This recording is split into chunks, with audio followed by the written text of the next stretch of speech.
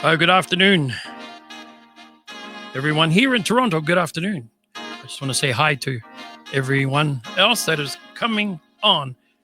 I just opened up 5 minutes earlier just to do a little bit of promotion here, just to let everybody know that I'm online. So just want to let everybody know that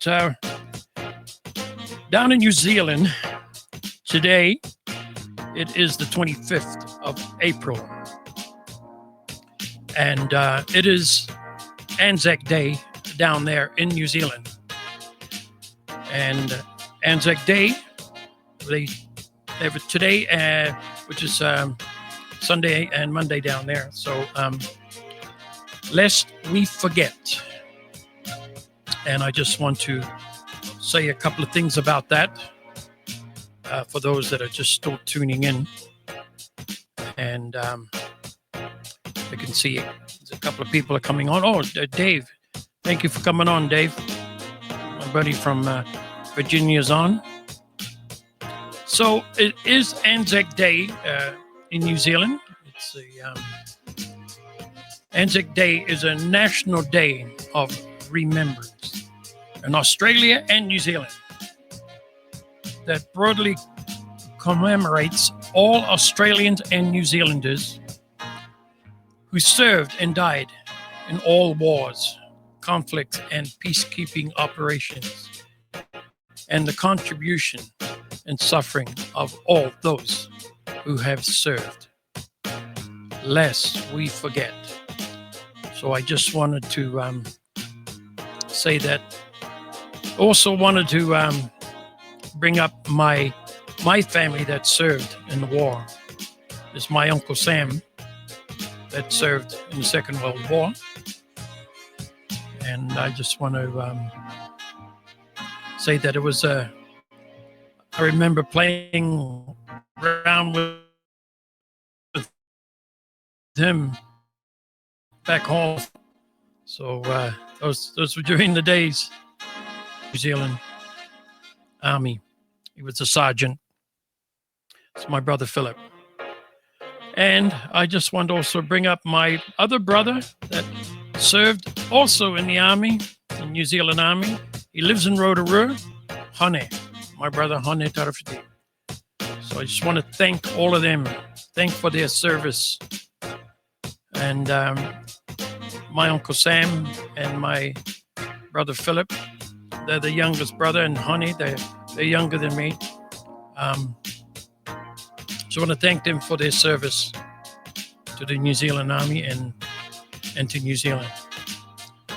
So that gets me now to talk about my guest that I'm going to bring on.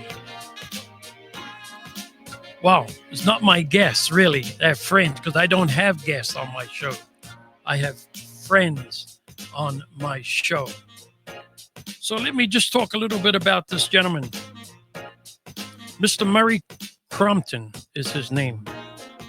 This gentleman's got a lot of experience. He's traveled all over the world in several different countries, and he speaks a few different languages because he travels around a lot. So I can't wait. I just can't wait to bring him up and talk to him and find out his experience on everything. And I just want to tell you folks, I'm pretty excited to have him on the screen with me. So I'm going to bring him up right now. Ladies and gentlemen, this is my friend, Mr. Maori Kiwi. We call him the Kiwi, Crompton. Here he comes. He's coming up now. Murray, how you doing, sir? I'm good, mate. Oh, got beautiful. my Kiwi hat on. Yes, yeah, you got your Kiwi hat there, mate. One of them. Really, really cool, really cool. Let me just take this, I'll just take that music off there, and then we can have a quick chat. So, first of all, Murray, thank you very much for accepting this invitation to come on to my Maori Churr TV, but the platform is called Talking Voices. So thank you for coming on. You're welcome. The $1 million will come in very handy. Yeah, you should have it by now. So you have a decision to continue the interview or stop. But no, thank you, Murray. And the hat looks good, by the way. The hat looks good. Yes, yes. Well, I'm going to put on a few hats. I'm a man of many hats. Oh, I'm literally. Yeah, I'm sure you are. You got many hats.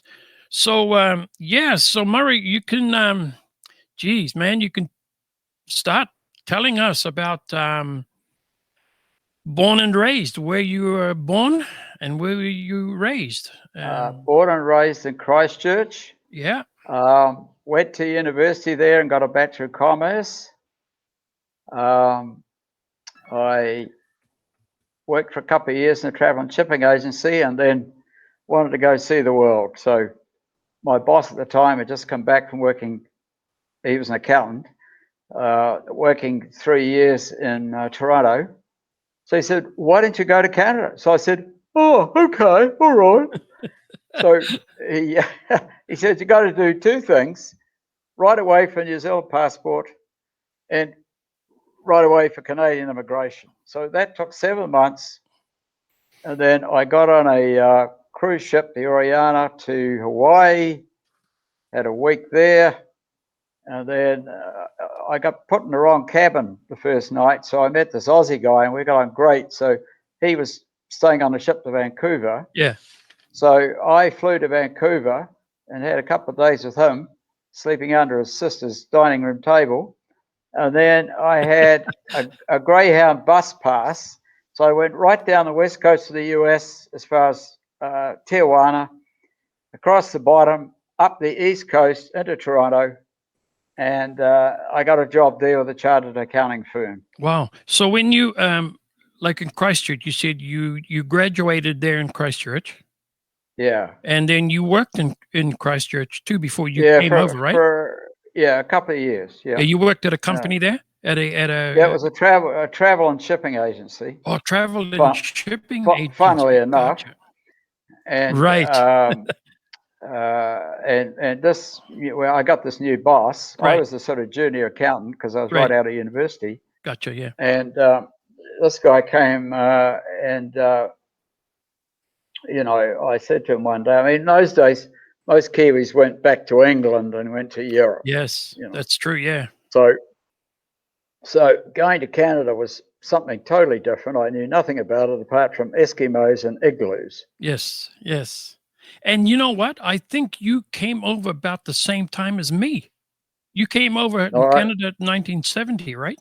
Yeah, exactly. Yeah. That's about the same time. That's about the same time I came over to Canada too in 1970. So did you before you came overseas, did you go anywhere in New Zealand first to have you traveled around in New Zealand first? Oh yes, like my father used to take the family all over the place, mostly camping holidays. But we swapped houses once in Auckland, and we went camping on the west coast of New Zealand. We went up to Wellington where there was relatives. We went down to Queenstown and that whole South Island adventure area. Yeah. So I'd seen quite a bit of New Zealand before I, left to come here. And when I was 18, I went with 3 other guys from school, and we went to Australia. I went to Sydney and Brisbane, Surfers Paradise, for a couple of weeks. Yeah, so that's what I did too. Before I came away to Canada, I did a tour of New Zealand because I had the opportunity to tour anyway. When I had that. When I got that contract with the Platters that got me across New Zealand to travel different venues in different cities in New Zealand. So yeah, I got to see New Zealand before I left. So so you didn't have a job when you came over to? No, I didn't even know. I had some addresses of friends, yes, that I looked up who were quite kind to put me up for a couple of weeks until I got myself organized with an apartment, sharing with others. And then I got the job with the chartered accounting firm. Wow. Yeah. And that was in Toronto? in Toronto, and I think it was around September Oh, okay. 1970. Yeah.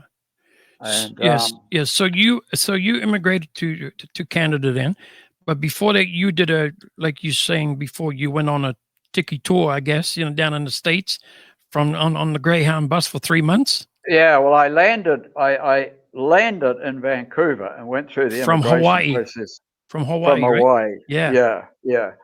And then I took off down to the States because I'd already bought this Greyhound bus pass. Oh, yeah. And so, and there was a couple of girls that my buddy and I had picked up hitchhiking. One was in Oregon and one was in Northern California. Right. So I came down the West Coast and visited them, and then went on down through LA and Hollywood and Oh, down yes. to Tijuana. Mhm. And then I went up into Oklahoma briefly to visit people I'd met on the ship, and then down to New Orleans, Miami, up to Washington, New York, and then I came up to Toronto and got the job and got the apartment. Wow, yeah. Who was the first person you bumped into or you met in Toronto when you arrived here? Was anybody that you already knew or you No, not No, eh? really. No, no, no, no. So, okay, so you started working here in Toronto, saving some coins, I guess. Yes, I And how did. long did you work in Toronto here? Well, I worked for about 9 months, but I was doing auditing and I was doing Mm, troubleshooting, and right. it's not very creative stuff. And It doesn't sound like it either. no, Troubleshooting. and yeah, it was oddball cases and things. So Yeah. when it got to be the summer, when chartered accountants aren't busy anymore, Yes. I thought, well, I think I might bugger off to Europe for a couple of months. And then I started thinking, do I want to come back to this job? I thought, I don't think so. So I said to the guy, look, I think I'm going to quit. And if I come back and there's a job, fine. If not, don't. Yeah. So I flew over to England and I reconnected with this guy that I'd met on the ship Right. and met some of his Aussie buddies. And then one of them wanted to do Scandinavia. So I went with him and we did Scandinavia. And then, I did, I visited more people that I'd met on the ship Yeah. in like Holland and Netherlands. And then I ended up at the Oktoberfest in Munich, and then to Italy and Greece. And I lived 3 months in Greece, Turkey, and then I got a ship from Greece to Naples, to Marseille, to Barcelona, and went to the south of Spain and lived there for, 3 months. Yes. Yeah. And then camped in the Pyrenees for 3 months with a German guy that I had met. And he had this Spanish girlfriend, Mm-hmm. and she couldn't read or write. She was gypsy, actually. Right. And he had 2 little kids with him, 5 and 6. And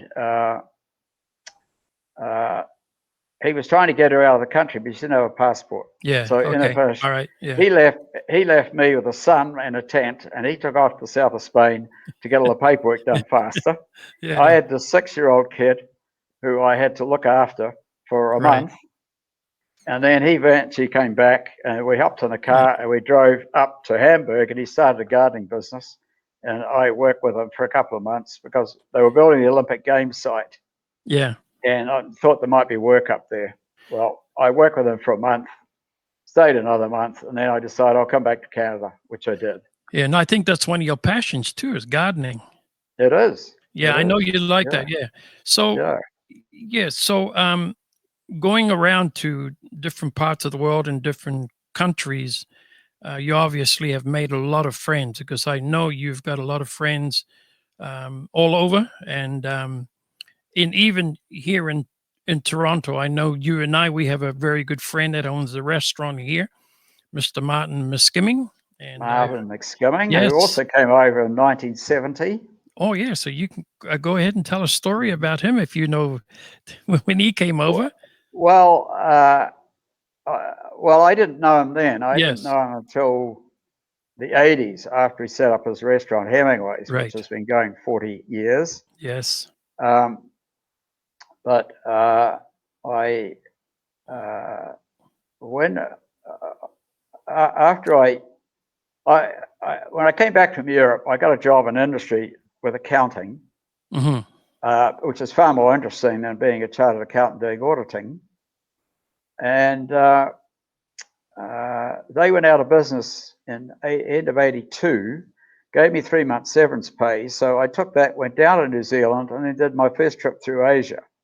Oh, okay. Yeah. And when I came back on that trip, it's funny who you run into. I ran into an old university buddy of mine who had the rights to sell New Zealand wool products in Canada. Really? And yeah, and so he set up a store in Vancouver, and then he came across to Toronto when I got back from Asia, and he hired me as VP operations. So we set up two stores in Toronto, and he went back to Aussie where he was based in Sydney, and so I had to suddenly be in the retail business, and he didn't have much of an advertising budget, so I got on CFRB, one of their radio shows, and talked about wool. And this was a woolen blanket you put on top of your mattress, and it helps you sleep. Right. And there was knitting wool and kids' sheepskin rugs and things like that. So, I got on a radio talk show about wool, and my God, the phone ran off the wall for 3 weeks. Sold 50 grand worth of these things. Wow. But after 6 months, it became obvious to the owners of the wool that they should go with the big stores like Eaton, Simpsons, Hudson's Bay Company, do cooperative advertising. So it was a tough thing to decreate everything I'd created. So after that, I moved into fine art publishing. I met this artist, and I got him a commission to do a caricature painting. And I did limited edition art prints, but it was of the Toronto Stock Exchange, and the timing was off, and the guys didn't have any money, so that idea bombed. So then I got into helping some people book their trips to New Zealand. That's what I was going to ask you about. Yes. Yeah. Well, I just started doing that because I wasn't, I was a free agent, so to speak. So I started to do that, and then there was a little ad in the paper about training you to be a travel agent, which was basically a travel agent looking for outside agents who would bring them business, and you'd get a piece of the commission. Right. So I started to do that. I think in my first month I made $40. But this is where Martin McSkimming from Hemingway's Bar comes in. He started referring people to me, and he goes on ski trips, so he had me book those. And I ended up with a lot of clients out of Hemingway's Bar. And one of them, particularly the woofer, became one of my biggest clients. Oh, yeah. And he's one of my biggest friends now. So, I mean, right. And that business, people start out as friends, end up as clients, and some of the clients end up as friends. Yes. Yeah. So it's, it was just a word of mouth business. Well, that's why I met you, Murray. I met you down at Hemingway's. Hemingway's, yeah. Well, I mean, I met a lot of people at Hemingway's. Yeah, absolutely. And the trick is not to screw up too many times with the peasants' holidays. That's true. So listen, I've got some pictures that I'm going to put up, and then I'm going to get you to talk about them. So we'll go through that too at the same time. But I'm going to start off with this one here. I think this is a very, very nice picture, and thanks everybody for watching too. By the way, there's a few people I've got on now watching. So I just want to say hi to Doug, and hi to friend Lindsay Henry from the Gisborne radio station down there. He's watching on the Green Door radio station. Lindsay, thank you for tuning in, and Jenny. And there's quite a few people coming on now to check the show out. So I'm going to put up this picture, and this one is somebody that we all know. So let me step out of the picture here for a minute, and then you can talk about what what went on here. So here we go. I'm going to step out, and I'm going to get you to talk. Well, I think this was in 2010 when the Queen was visiting Toronto, and she'd done an official function, and then she was walking around a big park there called Queen's Park, and it was a really hot day. I really have to admire this woman because at that time she was in her 80s. And when these royals are doing walkabouts, they're always looking for a reason to talk to people. So I thought, well, I'll give her a hand. So as she was going by, and I had a New Zealand hat on too, by the way. As she was going by, I just sung out to her and I said, "New Zealand says hello."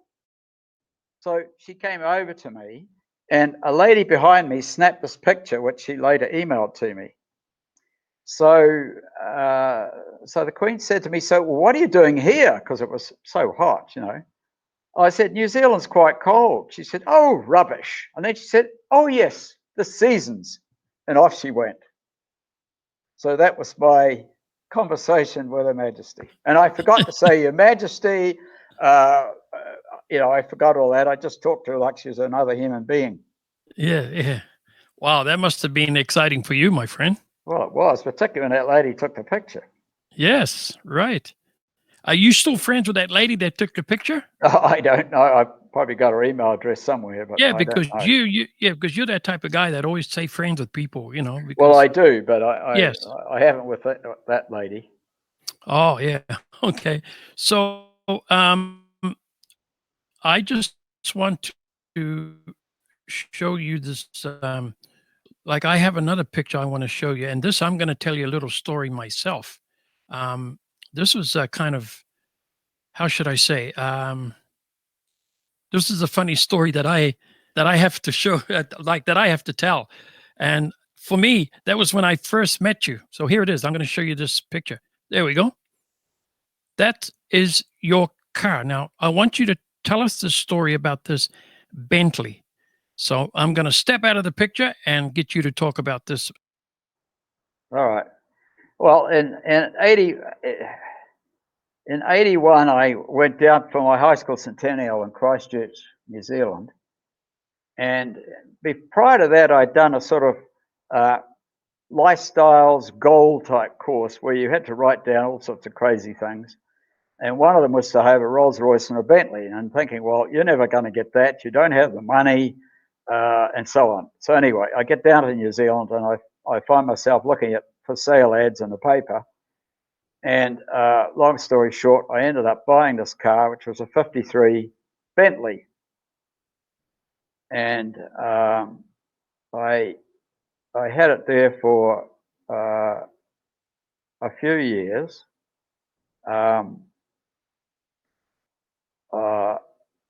When I was in Toronto, I have a Kiwi buddy of mine, and he was a cook in Buckingham Palace for a couple of years. So when the Queen goes around the world, she always takes her cooks with her. So the Britannia, which was the Queen's ship, came into Toronto, and when the Queen had left the ship, my friend Terry got an invitation from a lot of the crew that he knew to go on board. So I was invited along. And the Queen, so we got a tour of the ship. And when we were in the crew bar, the Queen's photographer came in and took a picture of us. And that Christmas, I got a Christmas card from the palace with the picture on it. Wow. And one of the guys that was in the picture was one of her head chefs. So, oh, nice. Yeah. The Britannia came into Christchurch, New Zealand, and so after I'd met him in Toronto, so I phoned the ship and I said, "Look, how about coming home for dinner?" So he says, "Okay." I said, "What would you like?" He said, "Fish and chips." The best fish and chips. So I rolled up to the gangplank of Yeah. of the Britannia in the Bentley, and he walked down the ramp. I put him in the back seat, and we drove off to a fish and chip shop. And I sent him in, and we ordered the fish and chips, and then we took him back to Mum's place, and Mum greeted him like a long lost friend. Right. I said, right, off comes the tie, off comes the jacket, and we sat there in front of TV and had fish and chips on TV tables with the Queen's head chef. That's a good one. That's a great story, Murray. That's fantastic. I had a lot of fun with that car. I did a 5,000-mile trip around New Zealand in it. Right. And then in '88, it was getting a problem where to store it. So I stuck it in a container, and a month later, I drove it out in Toronto. Wow. And I subsequently... You had it shipped over to Toronto. Yeah. It just only took a month. A month.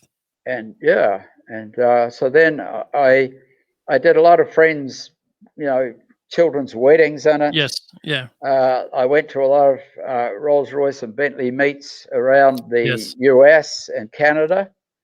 And I did about 40,000 miles in 25 years. And then in 2007, I sold it. I went back to England. It's since been restored completely. And so that's the Bentley. Wow. So I got a story that I want to share with you and share with our people that are watching today. I was driving along our highway over here, which is called the QEW, Queen Elizabeth Way.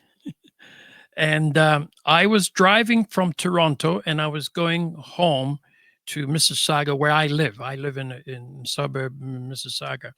And I was on the highway, on the QEW, Queen Elizabeth Way, and I happened to come up behind this Bentley. And on the back of the plate, it had Go Kiwi.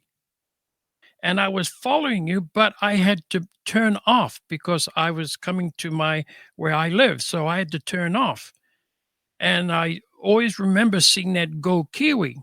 So, I think a couple of weeks later, I end up at Hemingway's. And I was down at Hemingway's at the bar, and we were talking with a group of, I was talking with a group of Kiwis. You happened to be there. Because I happened to say that, hey guys, the other day I was following this car, this Bentley, and it had Go Kiwi on it, and I couldn't pass him because I was turning off. I was going home. I don't know who this gentleman is. I don't know who owns that. And you happened to be right there, and you say, that was me, Dino. I'll never forget that, man, because that's the first time I met you, Murray. That was the first time, at Hemingway's, yeah. And then all the other exciting stuff at Hemingway's, and then Toronto with the caravan and all that. You were part of all that too. So if you want to talk to us about that. Yeah, well, in the 70s and 80s, there was a big ethnic community festival.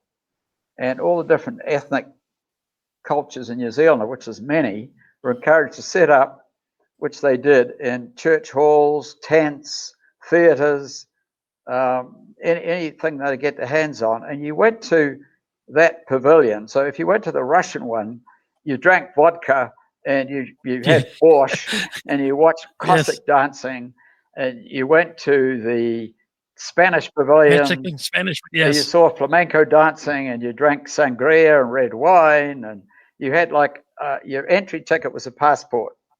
That you paid like $10 for, and you got a visa stamp each time you went into a pavilion. Well, New Zealand and Australia had a combined pavilion at a set of club rooms called the Anzac Club, which is the Toronto Australia New Zealand Club.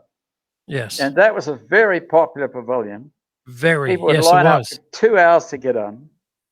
The first year I volunteered there, I was doing culture and was showing off kiwi fruit, which had just arrived.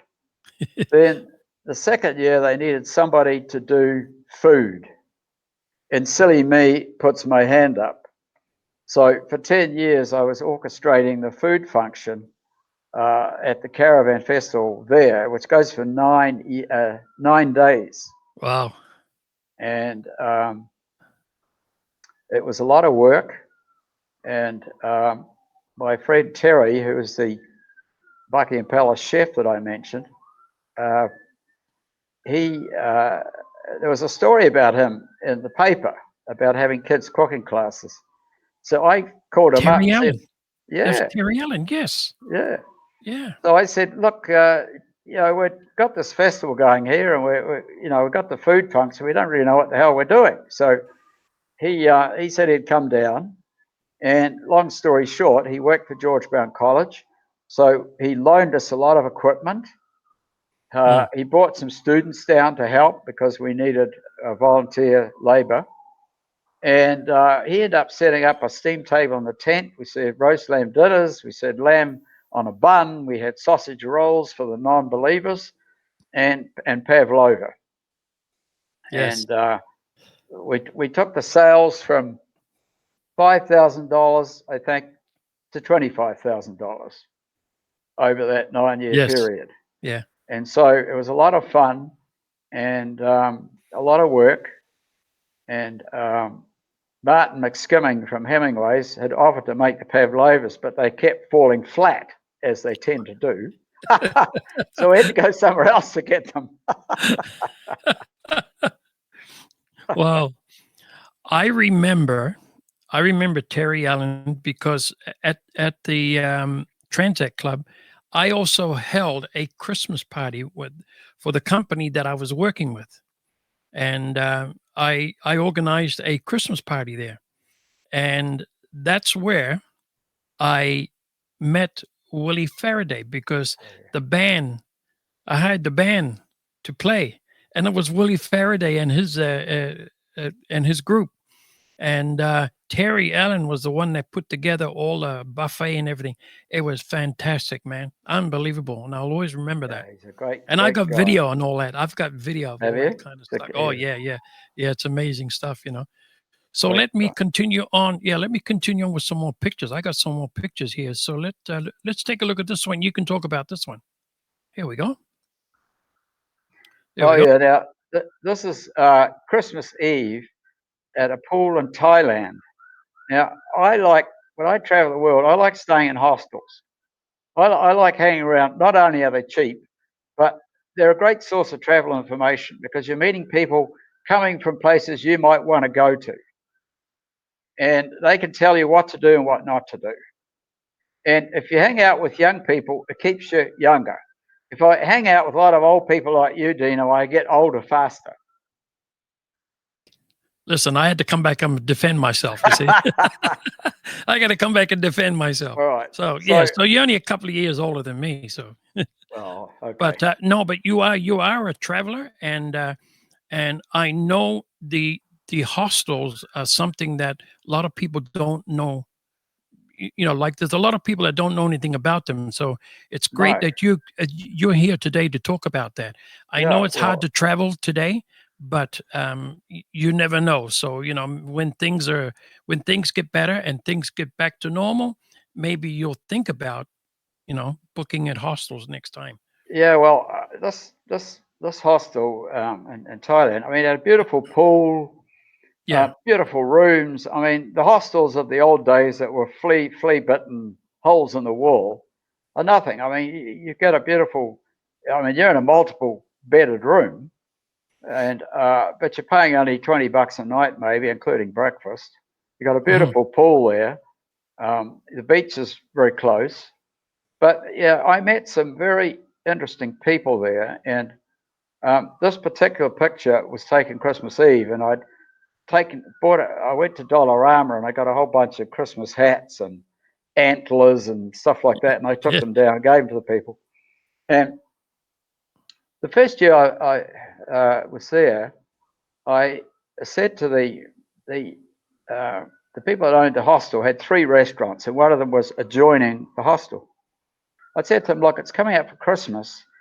Any chance we could, I'd like to cook a chicken in the oven and do a traditional roast. Yeah. And they said, well, look, we didn't know what to do for Christmas. How about we do a buffet, but we'll need to know, how many people to cook for. Yeah. And so they came up with a menu. So I put up a big notice board and said, if you're interested in Christmas dinner, sign here. 70 people Wow. signed up. And we had a tremendous party, and then they came up with games to play afterwards. Yeah. And then, unbeknownst to me, all these people, they'd got a sort of visitor book. Right. And they all secretly wrote messages to me and invitations for me Wow. to come visit them in their country. So at some point, somebody got up on a chair and called me up, and they presented me with this book, which is really I was quite emotional about that. Sure. Yeah. And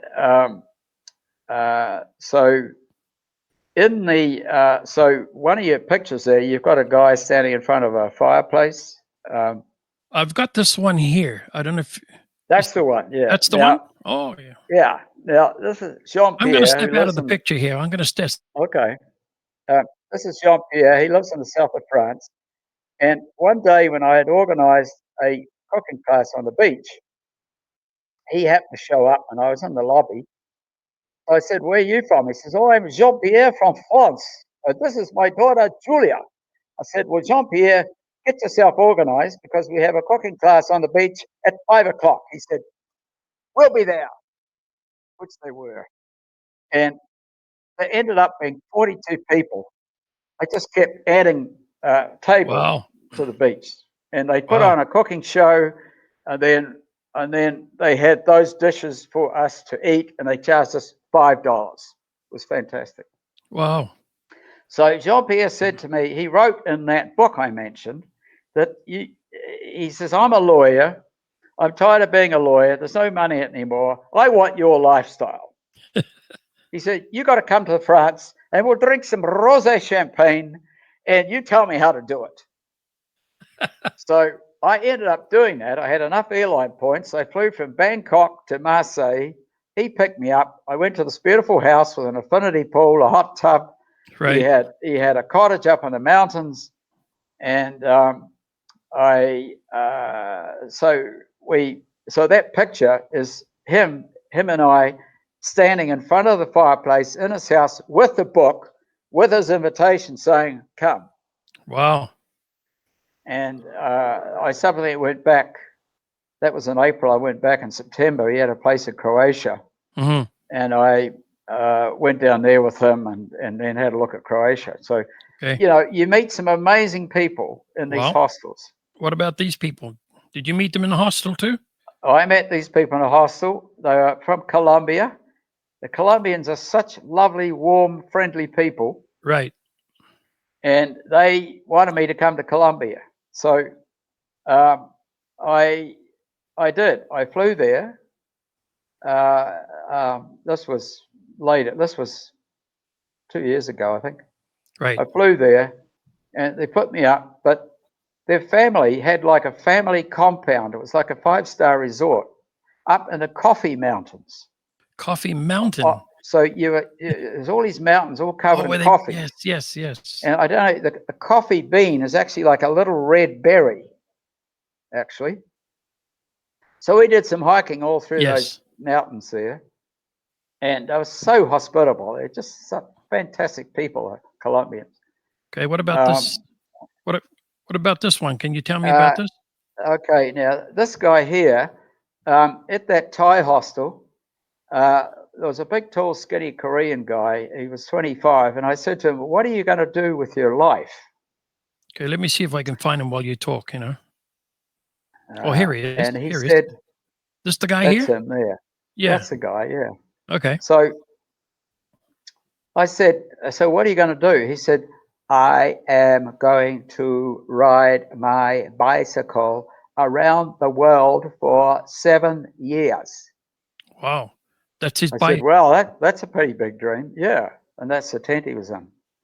So I took him up the road and I bought him a leather kind of a holster that he could put all his money in, his phone, his camera, all that stuff. And he said to me, Kiwi, I meet you back at this hostel in a year's time. Wow. So So I said, okay, fine, we'll see, you know. So that guy shipped his bike from Korea to China in the winter. He rode through snow and ice and everything. Then he went into Vietnam, Cambodia, Laos, Thailand. Then he started sending me messages, when are you going to be back at the hostel? So the date was November 2nd. Is that the hostel there? That was the one with the swimming pool. Oh, okay. In Thailand, yeah. So you've got another picture there of his bike all loaded up. Okay, yeah, I think I do, yeah. There it is. Now that bike weighed 70 kilos and so did he. So that's what he was pedaling. Wow. So anyway, I got to the hostel November the 2nd at 5:30. This guy was there at 3 o'clock. He was... I was so impressed. Yeah, yeah, amazing, eh? He did say 1 year. You know, he said he would do it, and he kept his word. And it's so important in life to keep your word, you know. That's right. And he had cycled 13,000 kilometers to come back to the hostel. Wow. So he subsequently went on to Malaysia, and then he went through Nepal and India, and ended up in Istanbul. He'd done 24,000 kilometers. He flew from Istanbul for Toronto, and he spent a couple of weeks with me in Toronto before he went back to Korea. Yeah. So, you know, but I was just so impressed that somebody would do that to keep their word. That's right, yeah. Oh, we're back to the car here. So let me go and find something else here for you, Murray, to talk about. I know I've got a couple of other pictures here of you. This one here, that looks like Niagara Falls, but it's not. That's Iguazu Falls, which is on the border of Argentina and Brazil. And there's actually 280 waterfalls there. I mean, it's on a mammoth scale. It's fantastic to visit. And you can either see it from the Argentine side or the Brazilian side. And I saw it from both. Oh, and I'm wearing there this hat here. And this hat I bought in the Marble Mountains of Taiwan. Marble Mountains. They have a big sort of well, I won't just sit on my head properly. Well, if you move it to the left a little bit, it'll sit on your head properly. Oh, I know. There it is. There you go, mate. Wow. Yeah, they have a whole area in Taiwan there. It's all marble, and you go through these big gorges. It's quite a lot like New Zealand. Yeah. And there was a little stall there selling these hats, and it was all beautifully, you know, embroidered. All these beads and shells. So I wore that for years. So this one is in Bolivia. Bolivia has got 7,500 square kilometers of salt lakes. And that monument is built out of blocks of salt. And it is 10 billion tons of salt they have there. Wow, and it's still there today. Oh yeah, I mean, and man, you've got some other pictures there where the salt lake actually, when it rains, the rain sits on top of the lake, and you get amazing reflective pictures. We'll get to one later. This one here is a shot of a village called the Children's Republic in Argentina. It's outside of Buenos Aires, and this was opened by Evita Peron in 1951 as a children's village, and it's got buildings that are children's height. So you go into a bank, you go into government buildings, they're all built for kids' heights. Quite amazing.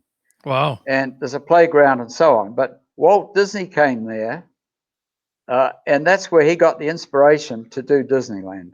Oh, geez. Look at this one here. What's this? This is a hostel in the middle of the sea, 2 hours off the coast of Colombia. And you sleep in these colorful hammocks. They have a composting toilet.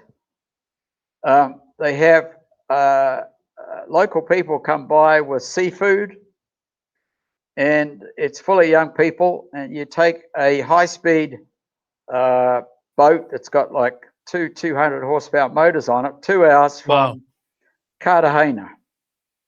Wow. That's out in the ocean. Right in the middle of the ocean. I mean, Wow, it's sitting. man. It was That's built something else. It was built 20 years ago as somebody's house, and then they Wow. bought Yeah, it and yeah. turned it into a hostel. But it's sitting on obviously on a reef or something. Yes, yes. Now, this one is of you. Where were you on this one? Now this one, this is on the Bolivian salt fields, and I stayed in a hostel there, and they had a tour going from the hostel. 7 of us got into a Toyota Land Cruiser, and they took us out onto these vast salt lakes. And in the middle of the lake was this big building, which was a restaurant where we had our lunch, all built out of blocks of salt. And outside the restaurant are all these flags. And look at this flag I found. Yeah. I was saying, hey, I was going to ask you, did you put it there or somebody else? No, beat it was you? already there. In fact, Wow. I signed it later on. Yeah, I put yeah. my signature on the. But somebody had left it there. There's also a New Zealand flag there too. Wow. It's amazing, man. That was awesome to see that. Yeah, I thought that you put it there. No. Yeah. Wow, that was amazing. What about this one here? Now this here is a place called San Carlos de Baraloche in Argentina. It's heading towards the south of Argentina where you've got the glaciers. But this is almost the same as Queenstown, New Zealand. It has a hillside, it has a lake, it has the snow-capped Andes Mountains on the horizon. So they ski in the winter, and it's a summer resort. And because it reminded a lot of Germans of Swiss, of their home country, there's a lot of Germans and Swiss there, and the main streets are lined with Swiss chocolate shops and German bars. Wow. Well, see, there you go, folks. You see, that's the guy that he travels around the world, and he knows all these spots and all these good spots and all these hostels that you can book into. So the hostel good job, there, mm-hmm. The hostel in Baraloche there was on the 10th floor of a condo building, and they bought 2 condos and turned it into a hostel. And so you had this fabulous view. In fact, that picture's taken from the 10th floor of that building. Oh, wow. Yeah, let me just step.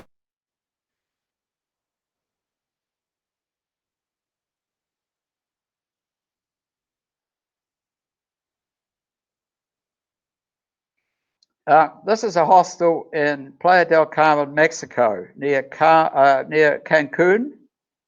And again, I met so many interesting people here. The Colombians were 2 of them. And I also met a young Canadian guy who's a bit of a backwoods, shy type person. But anyway, he wrote me an amazing poem for my birthday. And yeah, I'll read it to you later. Yeah. But it's talking about, like, you just had a birthday too, right? Oh, I did. Yeah, this last week, I believe, right? I So did. hang on, let me just bring that picture up over there so we can see you. And let me so what about this old train here? I can see there's an old train. Yeah. Now I told you that we had this little Toyota Land Cruiser in Bolivia, and before you go on to the lake, the Salt Lakes, there's a steam train cemetery there that's been there 150 years, and it's got all of these steam engines and carriages, some of them not very good shape, and they've been sitting there for that long. So they take you to climb all over these things for half an hour, then they take you out to the salt flats. Wow, they take you out to the salt flats, eh? Well, amazing. So, and what about this one here? Now, these 2 boys are 2 brothers, and they play rugby. And I met them at that Mexican hostel that you looked at before. And this is Bautista and his younger brother, Pancho. And so Bautista kept sending me messages on WhatsApp. When are you coming to Argentina? When are you coming to Argentina? So in September, there was going to be a rugby game between the New Zealand All Blacks and the South African Pumas. And so I had enough airline points to get down there. So I flew down there, and they said, well, instead of paying money at a hostel, come and stay with our family and give us the money you would have given the hostel. Well, I ended up staying about 3 weeks with them. And that Children's Republic, sort of Disneyland place, was right around the corner from their house. And so it was really quite a interesting time living with that family. The weather was wonderful, and they actually invited me. I went to other parts of Argentina, and then they invited me back to have Christmas with them, which I did. So you got a friend up here. I can see you got a friend up there. Look. Oh yeah, that's where was that? That's northern Argentina. That's an alpaca, and the wool makes fabulous sweaters. You get a wonderful wool sweater. It's very light, very warm for $16, $20. Yes, alpacas. Like I bought our friend Martin one back actually. Oh really? I spend big on Martin. Yeah. Oh, you spend big on Martin. I'm sure you paid a lot of money for that. So what do we got here? Okay, this is in. I got to change hats again. Hang on a minute.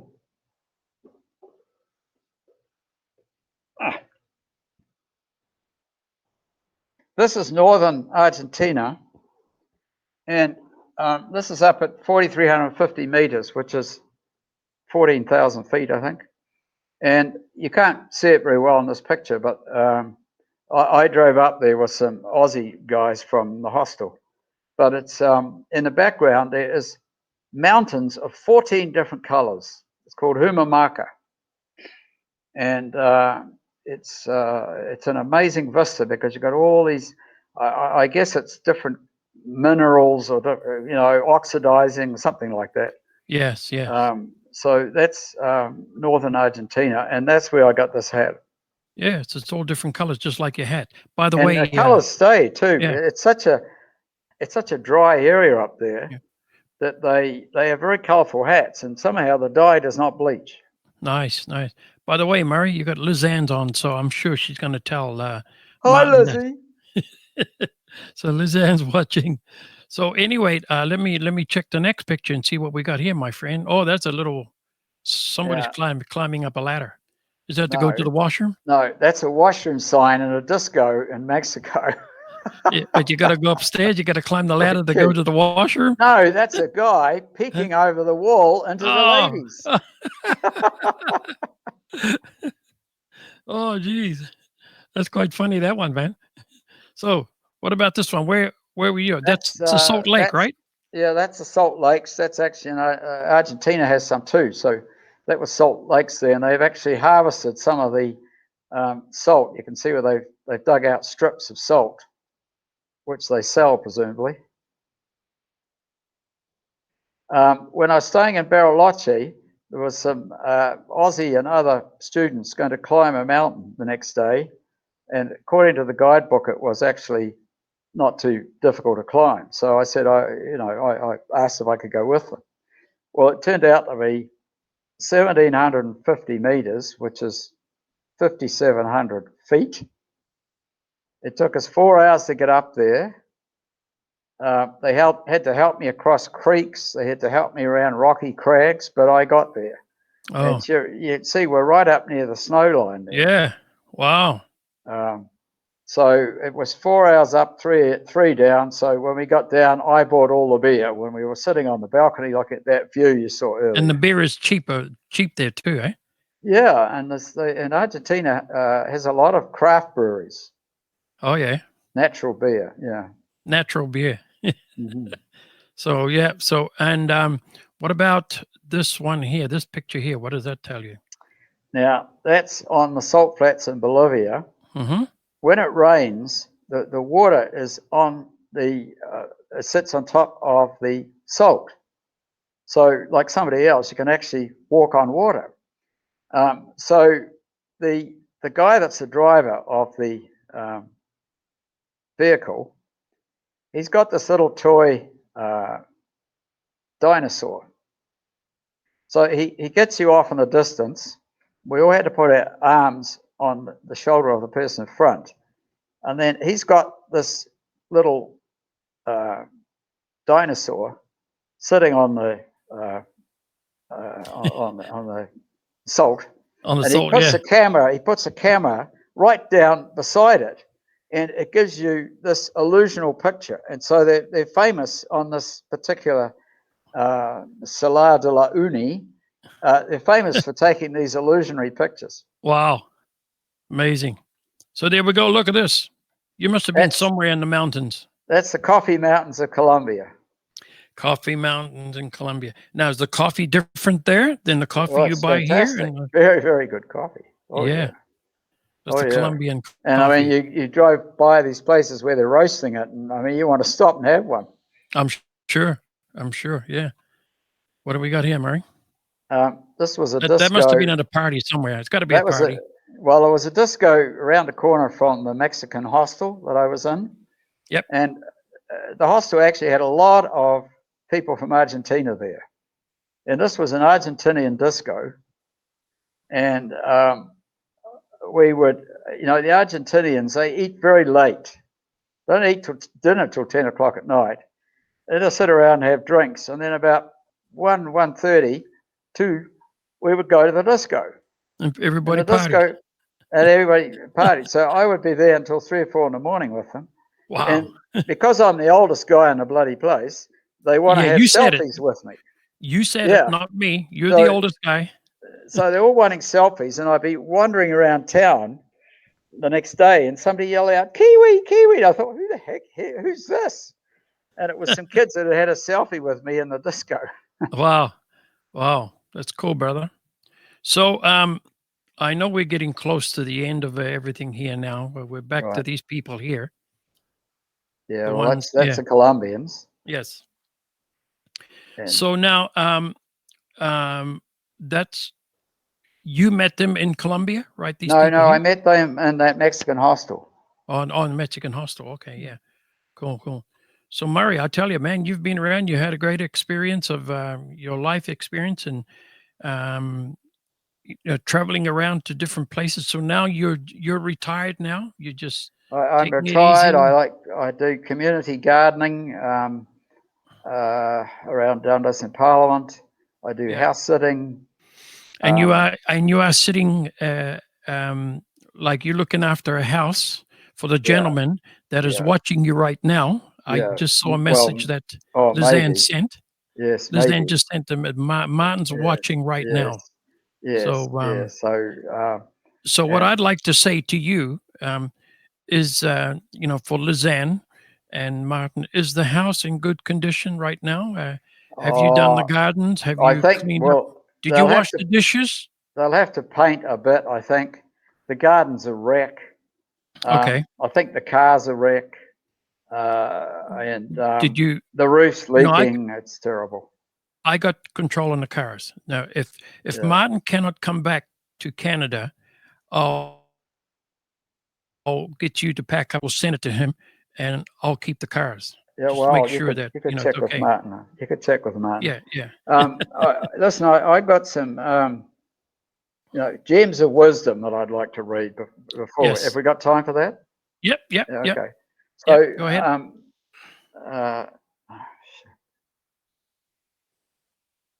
Yeah, sure. Go ahead, man. We've got a couple of minutes left. I hit on. And just to remind everybody that lest we forget, it's also the Anzac Day down in New Zealand and Australia. So I just wanted to let everybody know. And if you did miss the opening, what I did is that I started out with the Anzac Day, National Day of Remembrance, and I posted my brothers that served in the New Zealand Army. So my 2 brothers and my cousin, so and my uncle. So I just want to let everybody know about that. You can go back and rewatch it, catch it, and carry on. Okay, so here's some Joes. Seeing I've been around a while, I have a few gems of wisdom. Yes. So travel is the best university in the world because you always graduate. I actually wrote a book on travel, but it helps you to know your strengths and weaknesses and passions and thereby get onto the right job. This is very important for young people. Yes. If you've got a son or daughter or nephew or niece and they don't know what to do with their lives, give them some money and tell them to go traveling and they'll find themselves. Yeah. Have a job that involves your hobbies or your passions. I should never have trained to be an accountant. I'm more of a people person than a numbers person. And you often can't see the wood for the trees as to what your skills are. Live close to where you work so you don't waste time and money commuting. Follow your gut feel and not listen to well-meaning advice of others. We're put on this earth to live, not work. Better to have tried and failed than never to have tried at all. In business, friends become clients and clients become friends. And the best form of advertising is repeats and referrals and word of mouth. And if it scares the hell out of you, you should probably do it. So I've done bungee jumping, skydiving, whitewater rafting with Martin actually in Queenstown, parasailing, and I sailed from Tahiti to Tonga on a circumnavigation with Doug Henderson's yacht. I'd never sailed on a yacht before. So, you know, sometimes you've got to take on things that are scary, but, you know, it helps your confidence when you come through to the other side. Yeah. Well, Murray. And just, can I read this poem? Sure. Yes, go ahead. Yeah, you've got time, my friend. Because I think this guy is, as I say, quite a backwoods type, but he's very talented. And I was so touched when he got up. We went for lunch on my birthday, and he got up. And, his name's Chase Walters. At this time, he was 21, and it was called Ode to Kiwi. Ode to Kiwi. Ode. The light seemed to alter in colour. The earth seemed to shift in its frame. Near the place of my seating came a jovial greeting with a cheery, "Hi, what's your name?" With his hand extended in friendship, there stood a small elf in his shorts. That's me. A curious creature, a sage and a teacher, a personable wizard of sorts. By this random and just by chance meeting, the adventure, no choice, had begun. With this inexplicable genie, my game was already half won. This gent is a gem in the jungle, mentor, grandfather, and friend. Nothing could let me forget him. These memories will last to the end. If you ever manage the pleasure of meeting this fine human being, please give him my best, a good thump on the chest. He's among the finest I've seen. This ode is merely a token to a great fellow soul of the wind, a man with a far greater number of countries in which he has sinned. This ever gregarious, never nefarious, multi-dimensional, very exceptional Maori Kiwi Crompton. Wow. Now, isn't that fantastic from a 21-year-old? Unbelievable. Maori Kiwi Crompton, I just want to thank you very much for coming on today on Maori. In that picture of the Bentley is my good mate, Kerry O'Brien from, he's from Australia, but he's been here as long as I have in Canada. Yeah. Well, thank you again, Murray. I just appreciate you coming on to Talking Voices on Maori Churr TV. And I just want to say thank you to everybody that's come on. I can see a lot of people, Lindsay O'Connor, Lizanne, Martin, and Fred. And maybe Willie Faraday's rallies from Missouri. They might be watching too, Darlene. Yes, that's right, because I did see that post. Yeah. Yeah. Absolutely. So Missouri says hello. Missouri says hello, yeah. And I've got the channel, YouTube channel on. I've got my Facebook channel on and Maori Churr TV channel. So I've got these channels going. And I did see earlier Mohangi was on. So thank you very much, everybody, for coming on. Okay. I just want to say again to Murray, Kiwi Crompton, thank you very much for coming on, Murray. We really do appreciate that, sir. And lest we forget, and don't forget, at 5 o'clock, I'll be back here with 5 Alive. 5 songs I'm going to be singing at 5 o'clock today, in about an hour from now. Thanks very much. Murray, have a good day, sir. Thanks very much. Kia ora. Kia ora.